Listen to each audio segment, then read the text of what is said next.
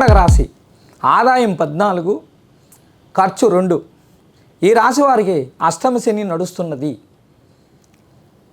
ద్వితీయ భాగ్యాధిపతి అయిన రవి గురువు రాజ్యభావంలో కలయిక, కార్యసిద్ధి, భూ గృహ వాహన సౌఖ్యములు, శుభకార్య నిర్వహణ ఏర్పడును, ధన వృద్ధి కలుగును. పంచమ రాజ్యాధిపతి అయిన కుజుడు సప్తమ అష్టమాధిపతి అయిన శనితో కలయిక వలన ధన నష్టములు, సంతాన అనారోగ్యములు, ఖర్చులు, వాహన ప్రమాదములు, కలత్రమూలక వివాదములు, అనారోగ్యములు, కలత్రమూలక అంటే భార్యమూలక గొడవలు, అనారోగ్యములు కలుగును. ఉదరము నరములు సంబంధించిన సమస్యలు ఏర్పడును. రాజ్యభావమును సప్తమ అష్టమాధిపతి అయిన శని వీక్షణ వలన కార్య జాప్యము, వృత్తిపరమైన ఆటుపోట్లు కలుగును.